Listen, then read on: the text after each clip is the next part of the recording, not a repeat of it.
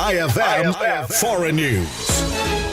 Kinumpirma ng mga otoridad ng Australia at Pilipinas na bumiyahe sa Pilipinas noong Nobyembre ang mag-amang sina Sajid at Navid Akram na umano'y nasa likod ng madugong pamamaril sa Bondi, Sydney na ikinamatay ng 15 katao at ikinasugat ng mahigit 25 individual. Ayon sa pulisya ng New South Wales, iniimbestigahan kung bakit nagtungo ang mag-ama sa Pilipinas at kung may kaugnayan ito sa umano'y ISIS-inspired na pag-atake. Natagpuan din umano ang mga improvised explosive device at 2 homemade na bandila ng IS sa sasakyang nakarehistro kay Navid na nasa lugar ng insidente. Sinabi ni Prime Minister Anthony Albanese na may ebidensyang nagpapakitang ang pag-atake ay posibleng hango sa ideolohiya ng teroristang grupo. Inaresto si Navid sa pinangyarihan at kasalukuyang nasa ospital dahil sa kritikal na pinsala, habang napatay naman ng pulisya ang kanyang ama. Kinumpirma ng Bureau of Immigration ng Pilipinas na dumating ang mag-ama noong ika-1 ng Nobyembre at nagtungo sa Davao bago umalis ng bansa noong ika-28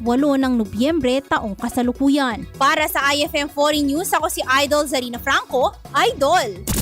IFM News.